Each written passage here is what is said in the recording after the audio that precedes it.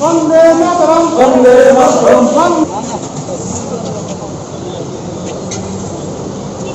आगे दादा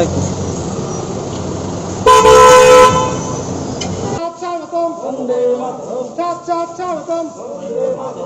Dear Singh Devji, welcome, welcome, welcome. Devji, welcome, welcome, welcome. Vande Mataram. ना हुआ एआईसीसी से जिम्मेदारी मिली है। साथियों से मिलने आए हैं, यहाँ की स्थिति को देखने आए हैं। क्या टीएमसी और बीजेपी कुछ गतिविधियों में लगे हैं, तो उसके ऊपर भी नजर रखने के लिए आए हैं। 2023 में निर्वाचन है, इसके विषय में क्या कहेंगे? तैयारी अच्छी होनी चाहिए। घर परिवार को समेटना है, साथ लाना है, मजबूती लानी है। हम सब जानते हैं कि कांग्रेस का वोट शेयर बहुत गिरा पिछले इलेक्शन में, तो परिवार को साथ जोड़ना है। नया कुछ कदम, नया कुछ मतलब जैसे कि अब तो परिवार हमारा बिखरा है और उस परिवार को साथ लाना है।